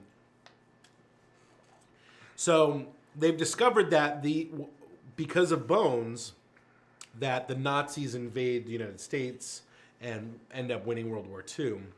And so they're trying to figure out what happens to what happened that changes that. And they discover that Edith Keeler died at a certain point, like that week, and that she doesn't die, and that's what changes history so that the Nazis win. And what's interesting about this episode is that there's a female love interest for Kirk in Joan Collins' Edith Keeler. And at the end, Kirk has to make the decision to not save Edith Keeler, to let her die in order to save history. And I've heard people talk about how this was one of the first Star Trek episodes they ever saw, and they didn't understand what was going on, that the guy didn't get the girl, the good guy didn't save the girl, the good guy had to make a bigger decision to save everything else. And it's a really amazing episode, and it's arguably the best, greatest episode of the original series, probably. And if you think about 1966, 67, when this episode aired, that's like when we watch Breaking Bad now, or when we watch the Battlestar Galactica reboot or whatever, it's that kind of like, oh my God, I can't believe they just did that, like kind of stuff. So I'm thinking So Quentin Tarantino scheduled lunch with J.J. Abrams, told him his idea for a new Star Trek movie. J.J. Abrams loved it so much that he assembled the writer's room at Bad Robot to write this new script. Now, it's not clear if Quentin Tarantino was going to direct this movie. It's not clear if he's going to write this movie. The only stipulation was that they had to allow it to be rated R, if the material calls for it. Okay, that was the only stipulation. Okay, is that they couldn't say no rated R. It's like, just, rated R. It might happen, so let's try it. I'm a little concerned of what exactly he's doing if it would go into R-rated territory. So first off, I want to mention a couple things here, because that's everybody's first reaction is, what? Nah, it's a bad idea. Nah.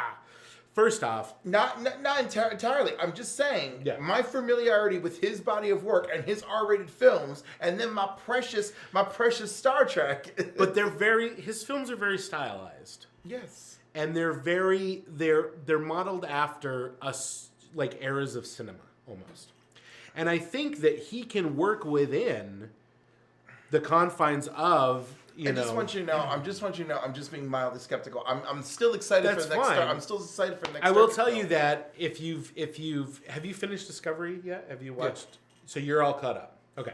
So two things. There's some stuff early on in Discovery where there's some graphic, like, and there's some bodies mangled. Too. I already they broke. I like to say this. They broke the F barrier. Yep. On Discovery already, which a lot of people didn't like it. I thought it was hysterical, especially coming from the character it comes with. Well, they broke the S barrier with Data and Generations. I know. It's like, this is the thing is like, people don't realize these little bits of thing. Anyway, so rated R, we're not too far off from rated R as it is. Okay? I would consider Discovery already rated R. It's TVMA, but to me it's already above TVMA, But I do like its setting. I'm okay with its setting. So, which is, you know what? I'm already less of a devil's advocate now that you brought that up. Right? Now, here's the other thing is, imagine, if you will, and I'm not saying this is the pitch. I'm not saying this is what's going to happen. I'm not saying it's a story. But what if Captain Kirk goes back in time to save his father and then has to make the decision not to save him? I love it. Or he saves him and he erases the Kelvin timeline. What? Exactly. Yeah, could you imagine a souped up Enterprise B just goes in and just blasts that freaking ship and it brings it all full circle. How do you feel about my theory on Nero going back? That time travel has a ripple effect. Him being there, him causing that, makes the people who create the Enterprise work harder, think more about newer technology. So that that's what they said. Oh, okay. Oh, they did confirm that. That's a confirmed thing. Good. And I mean, they even allude to it because I have other friends of mine who argue with me. That's like, that doesn't make sense. I'm like, some crazy ass thing appears out of nowhere that scares the hell out of your fleet and destroys the ships? I mean, that's the exact argument they use. And in fact, they even mention it in Into Darkness, because he says that after Nero's attack, they sent more ships out to discover more resources, and that's how they found Khan's ship before the Enterprise. And that's why Khan becomes, a Section 31 agent and blah, blah, blah, blah. And so that's why and how the Kelvin timeline exists. I mean, that's it. I mean, the writers and creators have confirmed that.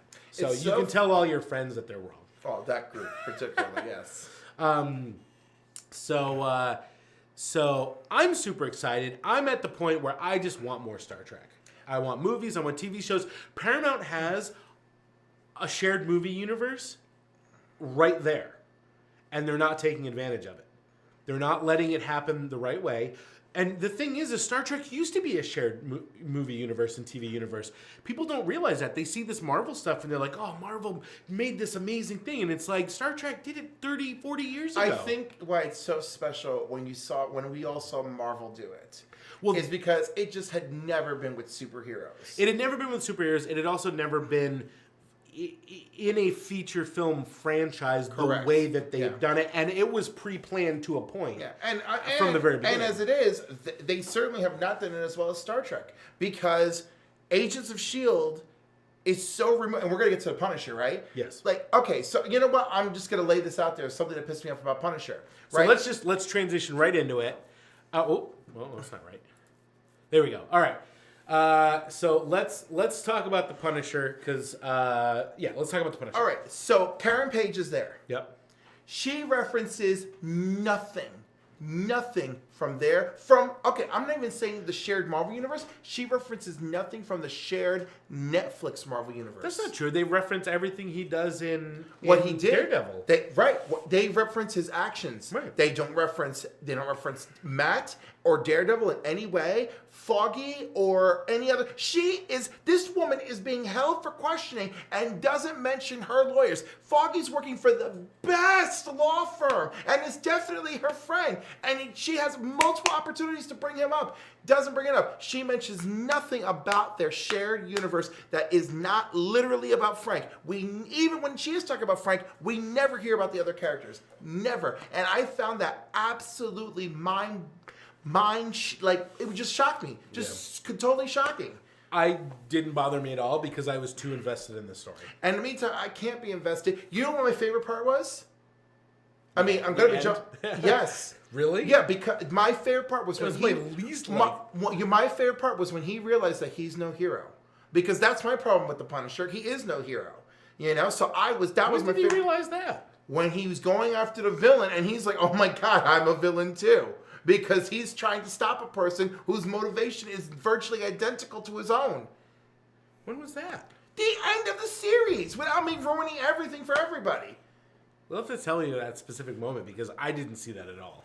Oh my god, he's talking with the other freaking vet, from the therapy group, the one whose storyline ties into all of this, and that's when he realizes, oh my god, it's not like a vocal moment, right. It's a visual moment. Like when he stays at the end for the group section? Yes, oh, okay. and exactly. He's just like, oh my god, I'm also a villain. Yeah. Because I did what this guy did, but because I was the outside looking in, it's like this guy's the bad guy. And then when I took a moment to look outside myself, I'm the bad guy in my story. Yeah. I'm just saying that was for me. So all right, so overall, what were your impressions of the 13 episodes overall? Pretty good. Again, just too drawn out for me. Really? Yeah. It's funny because I'm sick and tired of too much exposition, right? On the other hand, my favorite thing was all the therapy sessions. I thought there was so much wonderful care. Can you throw the spoiler warning up? Because we're getting heavy into spoilers here. I thought there was so much wonderful care put into the veteran characters. I loved them all. And I read reviews where people bashed the Vietnam vet. And I was like, oh, hell no, why are you going to bash his character? I was like, he was wonderful too. I loved all of them. Yeah, but then it turned out that he wasn't a Vietnam vet. I know, but it was still a really good story. It was, so I love my only complaint, and it's hard to complain about it because it's the Punisher, is I thought they went just a smidge too far with the graphic violence. Oh no, they went as far as I expected them to go. And that's fine. Me personally, I was like, but I don't like that. Like I knew I wasn't going to enjoy the show going into it. See, I thought I wasn't going to enjoy the show going into it, and I said I'll watch the first episode and see what happens. Right, and I got sucked in and invested, and I loved every minute of it. And right, for the eye gouging part. And I enjoyed much of it. I liked it. I had no problem watching it. I like the fact, it's funny that people mention, like, oh, it was too drawn out, there wasn't enough action, blah, blah, blah. And it's like, I actually enjoyed all of the just sitting around and talking and character-driven. Me too. That was my favorite conversations. Because I don't know and learning about these people and everything. And I don't know what they're talking about not enough action. I thought there was plenty of brutality, action, crazy for the whole freaking series. I'm just like, what do you mean? You guys didn't get enough of your bloodlust fill in just the first half hour of the first episode? I mean, my God, there was all sorts of stuff. I really enjoyed every character. I enjoyed where they went. I enjoyed the fact that it was more than just a story. It was also about something. It was about PTSD. It was about Veterans Affairs when they come home. Yep. It was about, it was about something that was bigger than the show, and I think that really my favorite part of the show. Yeah. My favorite part of the show. Like I said, they really went into this with a special care for our veterans because one of my biggest complaints in real life, right? Yes. Is just the way it's like, oh, but our veterans, but yeah, it's like, oh, but it's okay when programs that help them find housing get defunded, right? Like that's all cool. Hey, Bradley. Hey, Brad, woo. Yeah, I mean, I really enjoyed it. I do not know a lot about the Punisher, and some of the stuff was hard for me to watch. Having a family and stuff, but I loved Micro's character. I love Micro's so great. And Micro got to be Micro by the end of the series. Because I had a lot of friends ask me, like, what is about this character? And, like, some of them were, like, half new. Like, is this the guy who ran around in the van back in the 90s? I'm like, it totally is the guy who was in the van in the 90s. Like, we're good, man. This is him.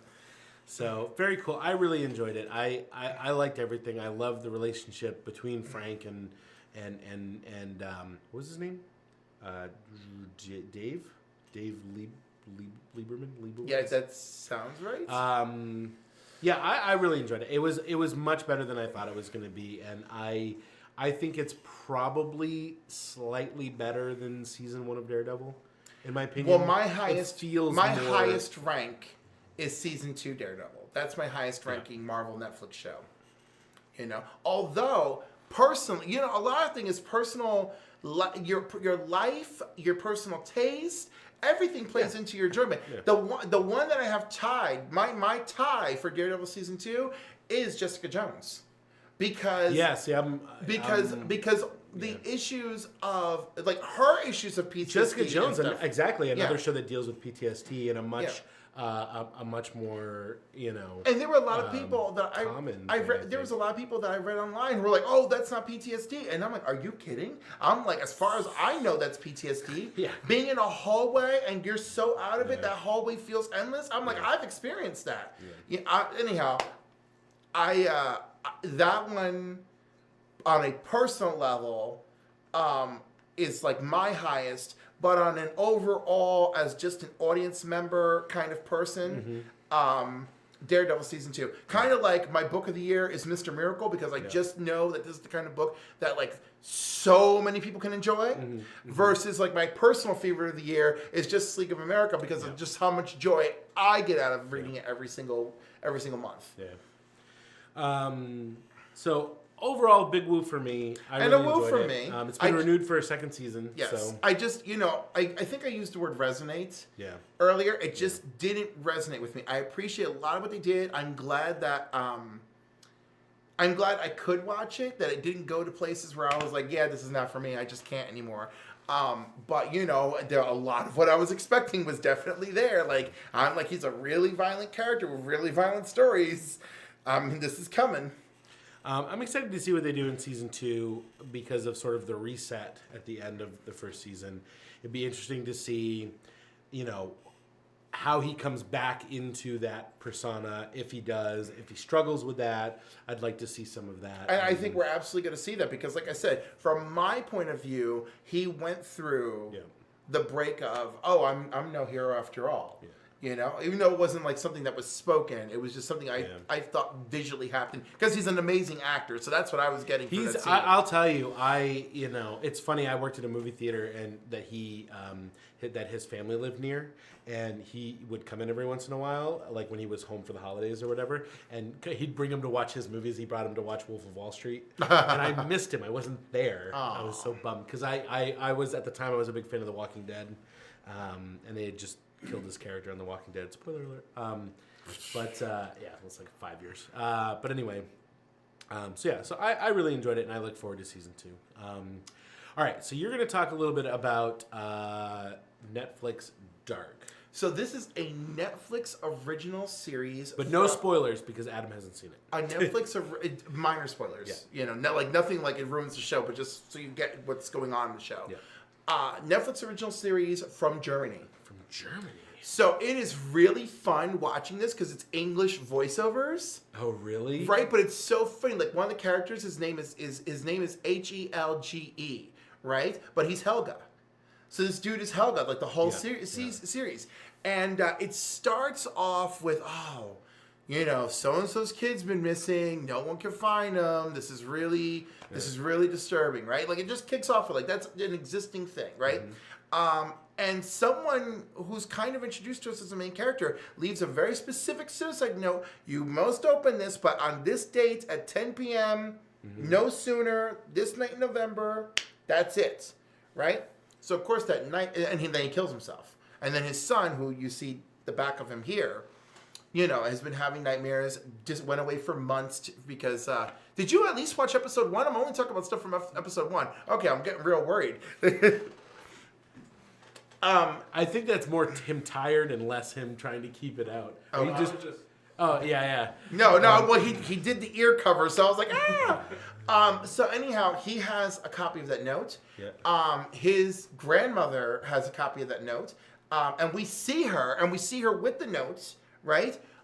Repeatedly. However, it's interesting because we don't meet her until we are back in 1986. And then we meet the 86 version of her, and we start learning about who she is in 1986. Oh. So this show, a lot of people look at the show, and maybe they're thinking, because people have compared this to Twin Peaks, and they compared it to Stranger Things. It's not those things. Mm-hmm. This is a time travel show. Mm. It starts in 2019. We go back to 1986. And then, once we start realizing that time travel is a real problem here, we also go back to 1953 because everything keeps happening every 33 years. So the disappearances and the weird stuff happen in 53, in 66, and in 2019. Oh, interesting. So I've given you the setup of the show. I don't want to go too more, but he's one of our central characters, but there are multiple central characters, and I got to tell you, the actors they chose to play the adults in the 80s, amazing. Wow. Right? Would you agree? Did you get that far? Mm-hmm. Did you get far enough to see the 86 version of the adults? Yeah. They were great, right? Like, yeah. They looked great. Like, they had physical feature matches. Mm-hmm. Like, so in in 2019, when she's like the lead detective for her police, I don't know because it's Germany. I'm not familiar with. I assume she's a captain, mm-hmm. right? They do their best to just kind of like correlate it to American stuff, but it's definitely a German town. You can't avoid it. Everything is in German. The whole show. Everything is in German. Yeah. So I assume she's like their police. She has like a role of police captain. But in the 80s, she's just like a punk teenager who's like, rebelling and wants to sleep with her boyfriend. Oh my God. Who will ultimately be her husband. Yeah. Ulrich. And it's just cool. Like, especially because we see them then and we see them now. And, oh man, I'm not going to give away why we even meet them in the past in the first place. I'm not going to give those details away. I'm just going to tell you that we get to see some of them. And then extra surprise later on in the series when we go to 53 and we meet even more interesting characters. Wow. Because some people are time traveling and going, holy cow, I'm meeting my grandparents. That's pretty cool. So I really liked it. If you like time travel shows, this is going to be great for you. And this time travel, right? Like I said, so Stranger Things, something supernatural is happening. Yeah. Maybe we can explain it a little bit with science, but something supernatural is happening. This is, it feels frightening because there is a depth of mystery. Certainly there are teenagers who are missing and some who end up dead, mm-hmm. right? So it has the insinuations of maybe a horror story, but I feel like it's more of like, bizarre science fiction-y murder mystery. Mm-hmm. So it has the dark overtones, but it's more of. You did there. Yeah. Dark overtones. Yeah. Well, there's just no avoiding it. Yeah. And I love how this cave is kind of like a mouth. Now, you want to know what's really funny here, right? Notice how the picture is a mirror. Yeah. Right. Brought together, but the person in the center. Right. right, is walking in. But there's many. Oh, that's another thing. Like the whole intro of the show is mirror effects, right? And then there's stuff happening in the show when people are like around the cave, and they're showing you like 86 over here and 2019 over here. And like reflecting, yeah, it's really cool. And let me tell you, there's the characters are great. There's a lot of bad mamma jammas in this. I'll be honest with you. When you told me it was a German show and blah blah blah, like Stranger Things, I was like, eh. But now that you've explained it, this actually sounds kind of cool. Oh no, you're gonna like it, and it's not that many episodes. You can dig it. So it's a woo for me. I recommend it. I mean, I'll be honest. I'm way more into it than I was to Punisher. I especially when you're meeting the characters in various stages. Yeah. It's really good. And of course, you're trying to piece things together. Yeah. Like that woman's like really mean in the present. What happened? And you're like, oh, look what happened in the past. Oh, I'm getting it now. Gotcha. Very cool. All right. Well, I'll have to check it out. And if you guys are interested in that, you guys should check that out as well. So let's move on to what did we play? Oh. That trailer, did you check it out? The one I saw with Dakota Fanning? Yeah, I had actually seen it before you had sent it to me. Dakota, first of all, I never dreamed we were going to see Dakota Fanning as an adult actress. Yeah. And now she's here. Yeah. And the role seems wonderful. So very quickly, you guys should check out this trailer called Please Stand By. And it's about a woman who's on the autistic spectrum who has written a Star Trek fan script and wants to enter it into a contest. But for whatever reason, she's not able to mail it in, to send it in. None of her relatives or immediate, people around her are helping her out. And so she decides to actually make the trek to Los Angeles to enter this contest. Very cool. The cast is amazing. Yeah. I already love Toni Collette. Yeah. So I'm so excited to see her here. Yeah. Alice Eve, who was in Star Trek Into Darkness, is in it. She plays the main character's sister. Which is perfect. So, I just feel it works. Yeah. I think they just... Patton Oswalt is a cop. Yes, who speaks Klingon to her to calm her down. It's just amazing. It's so good. So, listen, I'm definitely going to watch this. We should make a plan. It warmed my heart watching that trailer. Yeah. It really did. Especially with that whole scene. That was Florence from freaking the Jeffersons on the bus with her. I don't know if you realize that. Oh, really? Yeah, that's the woman who says, sometimes, one moment you're part of someone's life and then the next you're not. That's the woman telling it. And I was like, oh my God, it's Florence. I can't believe. I'm like, this movie has everything. So really cool. Definitely going to check that out. So what did we play? Well, I didn't play anything. I played DC Deck Builder Confrontations.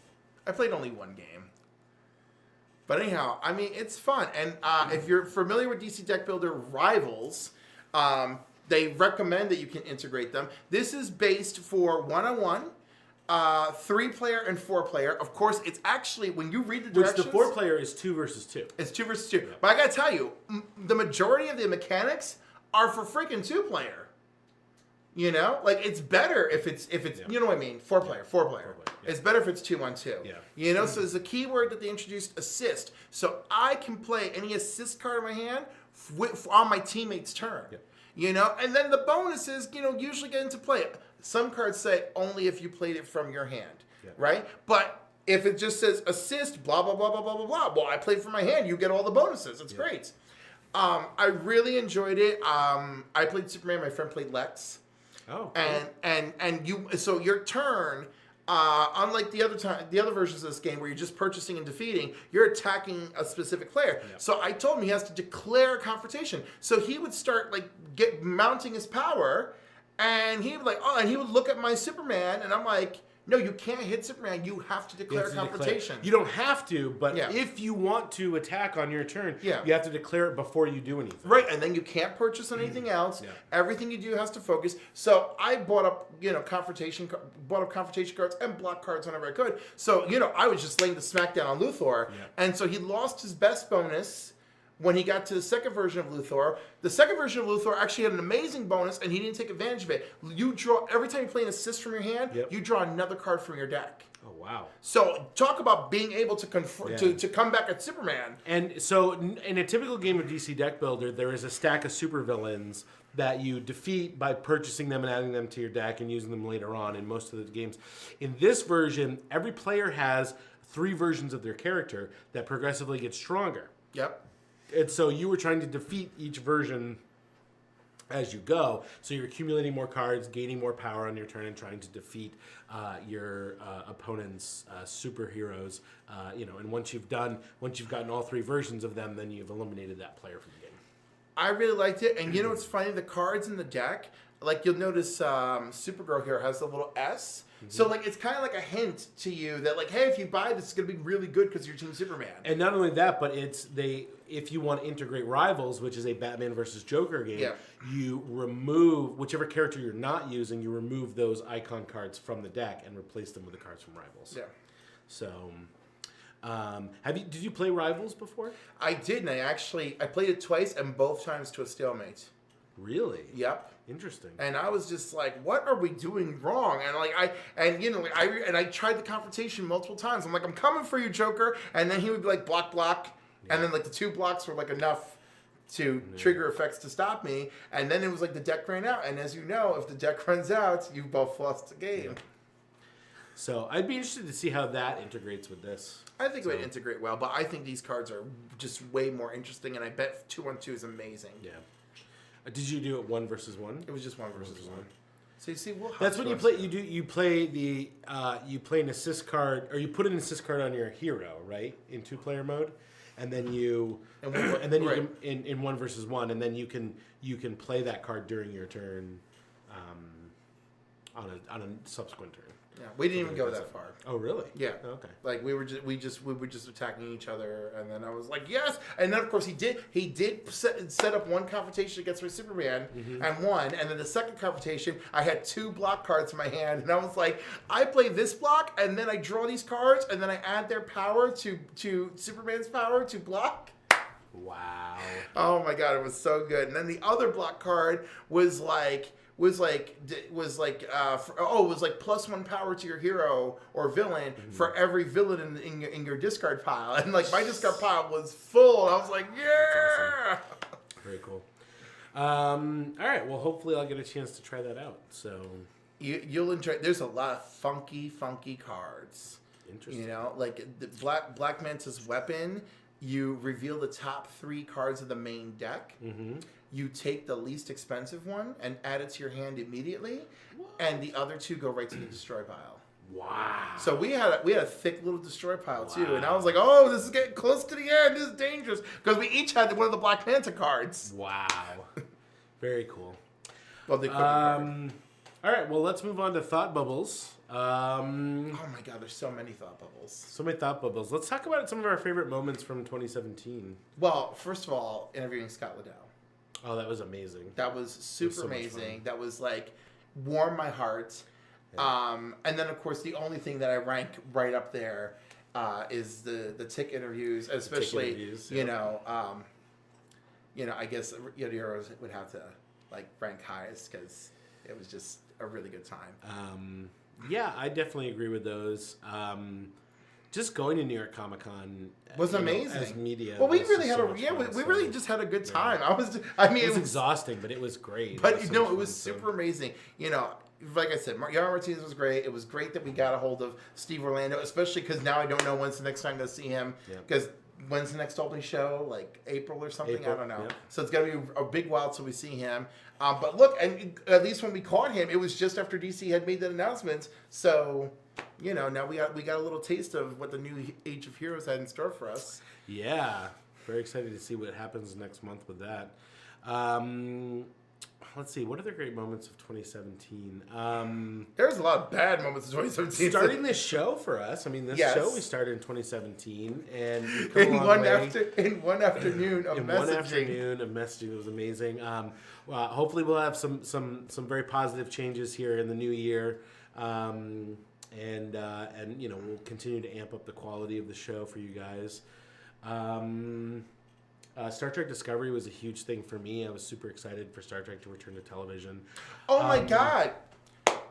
The movies, okay? I think I really enjoyed them all. I watched Guardians of the Galaxy Volume 2 again recently because it's on Netflix, right?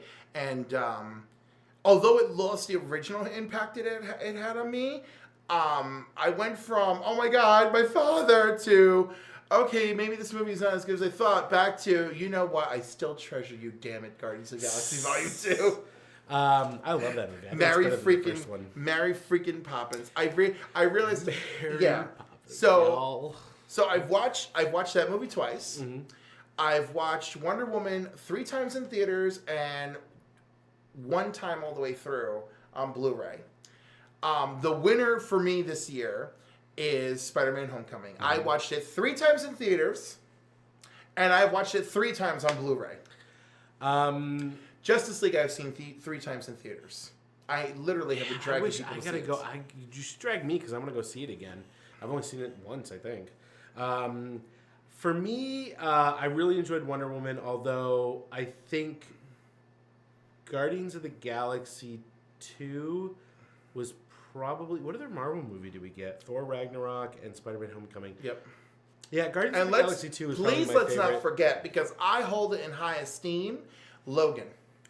So Logan crippled you emotionally. Crippled me emotionally. But you would still hold it in high esteem. Oh, right? it was a very amazing film. And Last Jedi is coming tomorrow. I'm going to see it tomorrow night. I'm playing a Star Trek HeroClix game, but I've been invited to go see it on Friday. Where are you playing a Star Trek HeroClix game? Oh, at Kerwin's 2. So Kerwin's in Poughkeepsie. Yeah. By the way, that's my name for it now. Kerwin's 2. It's Kerwin's 2 because everything else is too long. You know? Oh, Kerwin's Poughkeepsie. KGS Poughkeepsie. Okay, so Kerwin's 2, and I can't help it. We covered Santa Claus. We covered Santa. There we go. Santa Claus the movie. That's what happened. Yeah. So KGS 2. KGS 2 is nice. Yeah, there you go. There we go. Opening this. I'm so excited for The Last Jedi. I bought 2 lightsabers in the last week. Oh my god, you're insane. They were on sale at GameStop. So. Yeah, you know how hard it was for me to decide what to get you as a Christmas gift? Oh, really? Yes. Mine was pretty easy.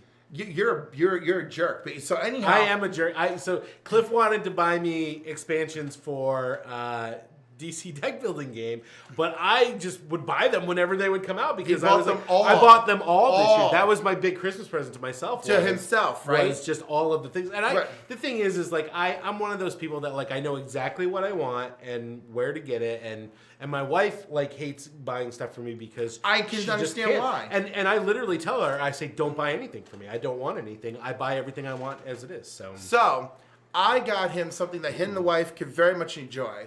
This is a Montepulciano, right? Ooh. From Italy, of course. Very good. It's a nice red. Okay. I like nice reds. All right. This is a lovely Chianti by Rufino. Ooh. And this goes are these all for me? Yeah. Oh my gosh. This goes very well, very well. If you're having steak or lamb, okay? Yeah. If you're doing a red meat, you want to have this, okay? It's usually kind of a cheap wine, but with red meat meals, it's amazing. Yeah. Okay? And then the last red wine I have over here is a Primitivo. Okay? Ooh. Primitivo is a red Zinfandel grape. Okay, and it's native to Umbria in Italy. So when you get a red Zinfandel or a Primitivo, first of all, cut all that California red Zinfandel nonsense. I'm sorry that it's burning to the ground. I feel for them. We gotta help them out and support them. Okay, but Primitivo is from Italy. Buy stuff from Italy. Pinot Grigio should be from Tuscany. Understand this. So here we go. Okay, now the whites. Oh my gosh. So this one is Lugana, okay, and it's from Pozzolengo, Italy. I'm sorry, I'm butchering this one, but anyhow, it's beautiful. Lugana is a wonderful wine. This is definitely one of the higher end ones, okay. And then this is the highest end. This is the super high end one I'm giving you here. Gosh. This is Santa Margherita Pinot Grigio. Okay, it's 2016. It is from Tuscany, okay, where the grapes originated, so you know it. Okay. Adam, you gonna help me with this? And last, you gonna help me drink these? And last but not, this is for you and your wife. Another one? Oh my gosh! And last but not least, this is a lovely prosecco.